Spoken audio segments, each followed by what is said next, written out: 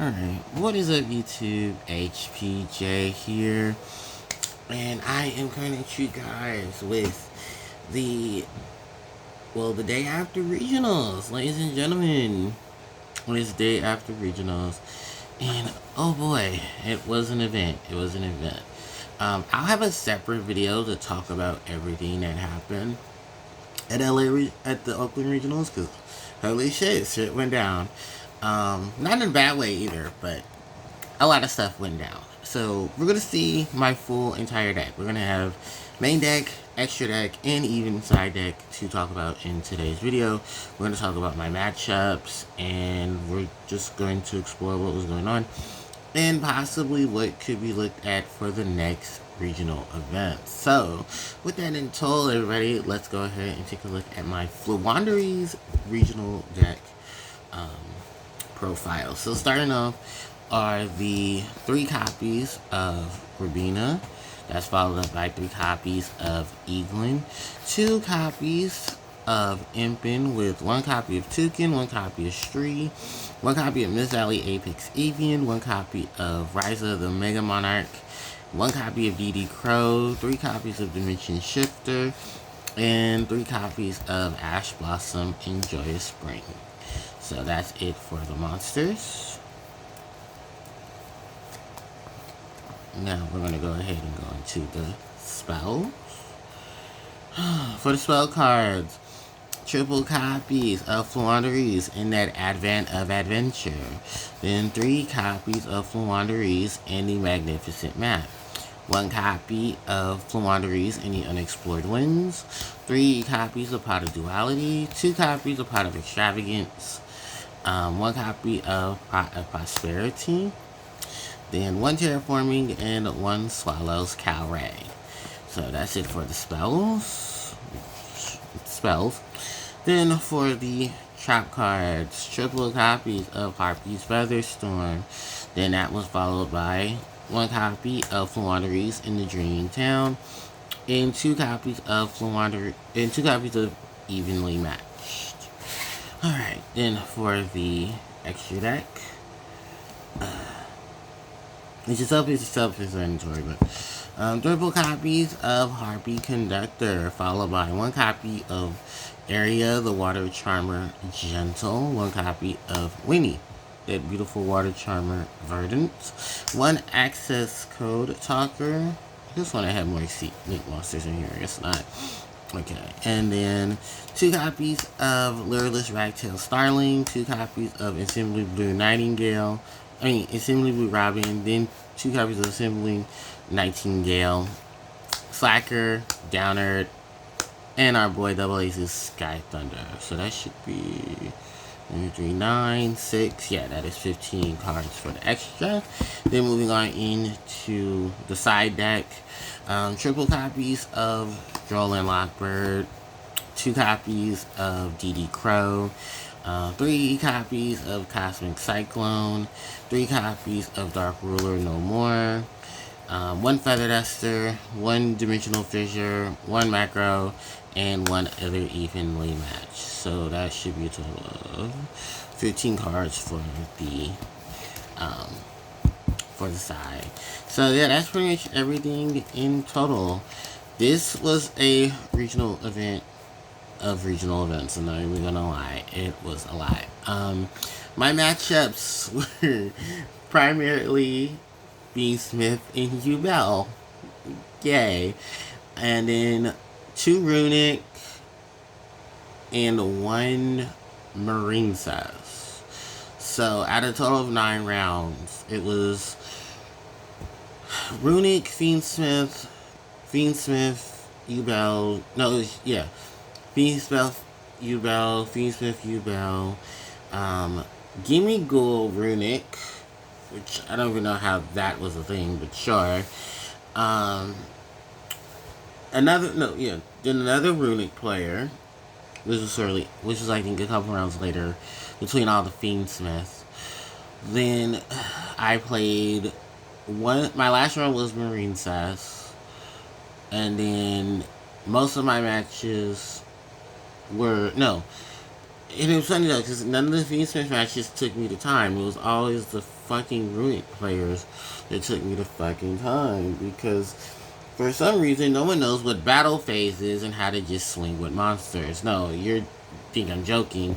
I'm like legitimately serious. My, I think it was like my round 2 or 3 opponent was the Runic player who decided, I'm going to just give you 3 Gimme Ghoul monsters because I know they have attack points that I can run over. I'm not going to swing. And I'm just like, okay, great. And then the whole, was it time ruling bullshit? Yeah, that was fun. Because you guys don't know what happened there. I wasn't able to even finish my turn because, oh, well, you used to, even though you have, even though you don't have, no, it was something about, well, I didn't have enough life points, which I did. And because we had already went to time, I guess because I didn't get, it was bullshit. It was bullshit reasons for bullshit reasons. And I couldn't even tie for a draw with my opponent during the second Runic match that I played. Because even if I had the life point gain, we ended up going into draw. Because I advanced adventure to try to get my life points up, but I forgot I Cosmic Cycloned to get rid of fucking field spell. So that was joy. And then dealing with Runic, dealing with Fiendfest in variations of it for like the entire tournament was already draining enough as it is. And then there was even one opponent who did evil hero fusions with Fiendsmith. I don't know. It was a lot. So, yeah. And then, like, and you would think that with a deck like this, it would be, you know, it would be a good matchup. I was drawing all my birds. No one attribute. Drawing all the spells I didn't need. All the traps I didn't need. I wish I had stick to the original build that I did want to play because, holy shit, this one is just a mess. It really is. And it's like there was little to no consistency at some points. Like, I'm running all these hand traps, and then I'm hitting all the wrong cards. Like, it was just a proven show that, holy shit, it was just a lot to have to deal with. And I do blame myself for a lot of it because it was like, holy shit, I know I'm bad at this game, but goddamn, I didn't realize I was this bad at it. So, yeah. So, just to take you guys through the deck real quickly.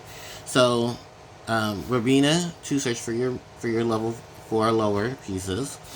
And Eaglin to search for your level 7 or higher pieces. It's funny because I'm running 4 and I somehow managed to draw into all of them in an opening hand. And not one little bird to save my life. Then most of the time, these guys were getting negated by either Effect Veiler, Ash Blossom, or Imperm. Yeah. So, from there, Impin, Toucan, and Shri. Funny enough, Toucan and Shri put up more work than Robina and Eaglin did. And most people couldn't get over Impin in game 1. So game 2, I had to be a little more strategic with Impin because of the fact that somehow or another, Impin was always getting hit by something. And it's like, god damn it. It's like, alright, well, where's Ryza and Avion? I'm still in the deck because the they were still in the deck because Effect Veiler and Ash Blossom on the Eaglin. Or what was it? It was like some other card. Oh, it's like a trap card and it pops a card. It's an Unchained card too. So it's like, here, pop this, pop that. And then, oh look, Yubel Incarnate. I want to use for Spirit of Yubel. And then let's turn your monster's effect into forcing me to destroy a monster. Because why not? Yeah. Then, from there, Apex, Avian, and Ryza, who barely saw the board. Hell, who were always in the hand and never really much to see the board. And when they finally did come out, I mean, it was nice enough for them to actually come out and actually do something. So, I mean, that was great. But most of the time, yeah, it was like, here's your 2 bricks in your hand. And couldn't get to unexplored winds to send them back in time to do it because somebody was always getting negated. So, yeah. And you think with the consistency of draw power, I'd have that too. But that was a whole nother situation I'll get to when I get there. So, the 1 DD Crow, I regret this not being triple. It should have definitely been triple crow. The dimensional, dimensional shifter wasn't too bad. It did cause a lot of going into game twos or game threes with most decks, just because of the fact that, well, here's shifter, you have no graveyard, and then I had to follow up with rebuttal plays at that point too. And then the lovely Ash Blossom, who at this point, yeah, I kind of see why no one runs her in the main deck for this deck. This is like, she was always in the hand. I couldn't do much with her. When I asked something, it was always the wrong target. I was like, alright, well, I guess that's the thing. So, oops. Yeah. So, alright. That's the monsters. We're now going to go into the spells.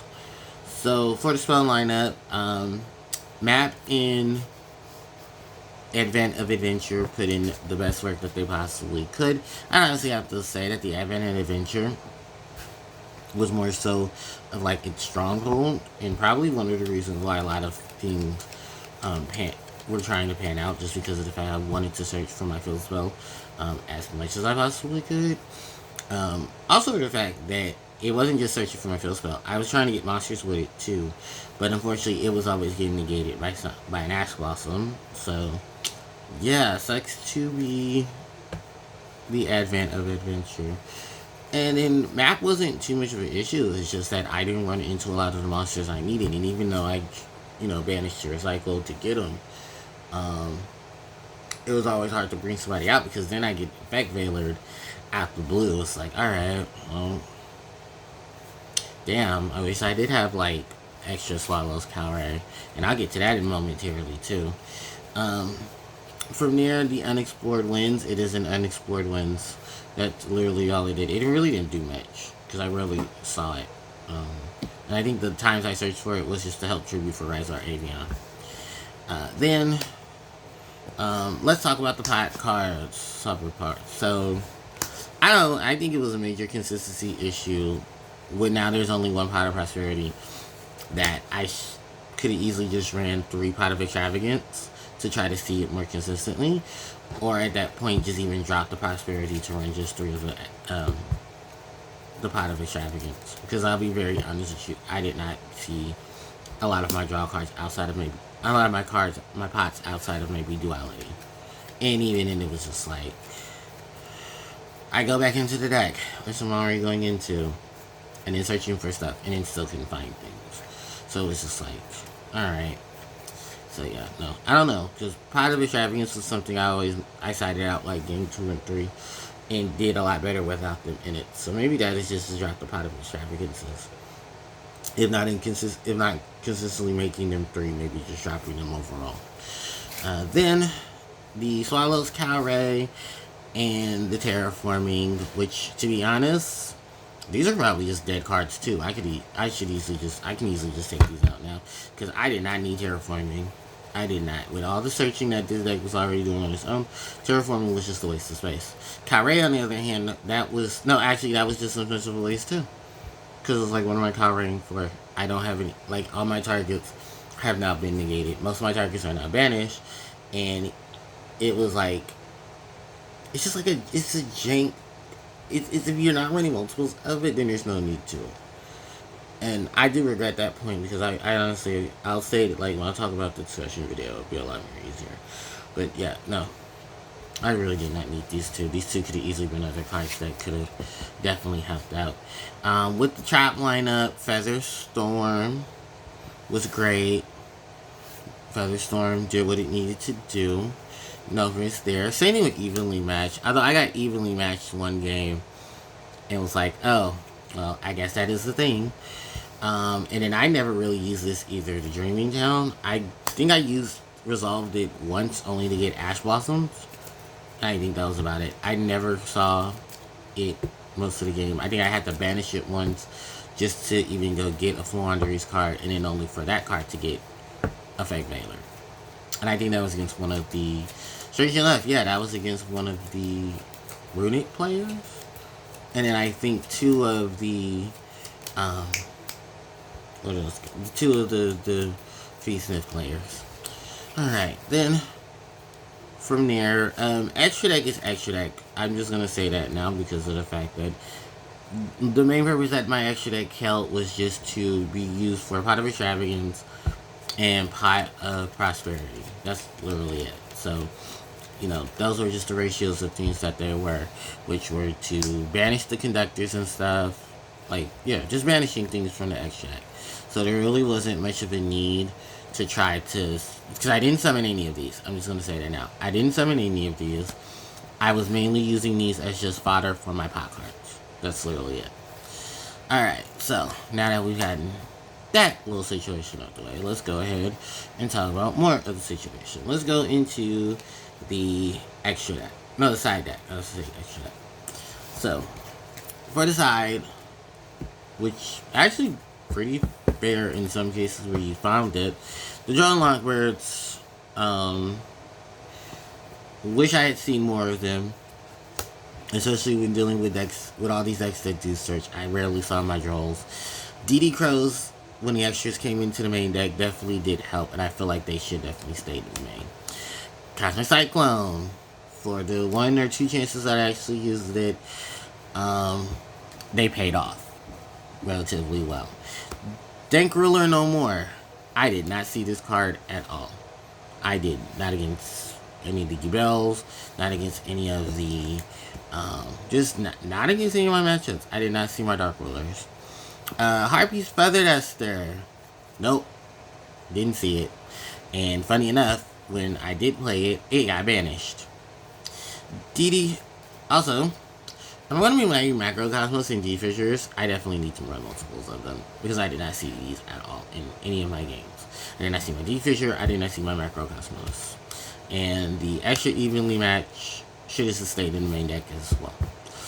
Even if I were to clog up with 3 evenly matches, it still was more prominent than having to do all of this in some cases. So it was definitely because of these 2 right here, which I did not see. I should have just easily took them out. Funny enough, let's talk about this Macrocosmos, which I got an upgrade for at Regionals. It only ended up in my main deck because I didn't, because when they looked my list over, they're like, Joseph, you only have like 14 cards in your extra deck. I mean, your side deck. I was like, wait, really? It's like, yeah, you have 3 Crow, you have 2 Crow, 3 Droll, 3 Cosmic, 3 Dark Ruler, 1 Duster, and the D-Fisher. And I was like, oh. Okay, well, let me just write this one down. And I wrote down the Macrocosmos. Even though I should have, like, there was no need for the Macrocosmos. Like, outside of Runic, what other cards would I have played this against? And if I did, I needed multiples of it to even have some way or leisure of actually playing it. So, yeah. Were there changes to the deck that I definitely need? Oh, trust me. This deck is going to get a major overhaul after this video, because I cannot wait to go over everything that I played in it, because it was just holy shit. Holy shit, it was a lot. Like, like, if I knew going into it how crazy the shenanigans was going to be, I did not know it was going to be that bad. I honestly didn't. But I guess when a Mega Team gets printed, and a lot of the cards that are in that Mega Team are cards that are sought out for most of the decks that are being played in the game, it is to be expected, ain't it? So, yeah, that's pretty much all that I have to really round up with in terms of Floowandereeze. I want to help the discussion video to talk more about what was going on in terms of like my lineups and placings, because I did not place what was it? Yeah, I placed basically, well, no, I'll say that for another video just so that it kills some time. But yeah, that's pretty much my deck list. Don't worry, guys, this is not going to be a deck list for October. This is definitely going to change as soon as I get the chance. But I do appreciate everyone for watching. Shout out to everyone who went to Oakland Regionals. If you guys see me, hi. Other than that, definitely a lot more I can talk about in the other video coming up after this. And I do appreciate everyone for watching. So don't forget to like, comment, share, and subscribe to the channel, as it helps out tremendously. You can hit the notification bell to be informed of when I upload more of my content to the channel. My social media links, they're in the description box below. And if you guys are still watching the channel, thank you so much. And definitely please go hit that subscribe and notification button, because it definitely helps out with a lot of things for the channel. So with that said, and thanks everyone for watching. HPJ signing out. Take care.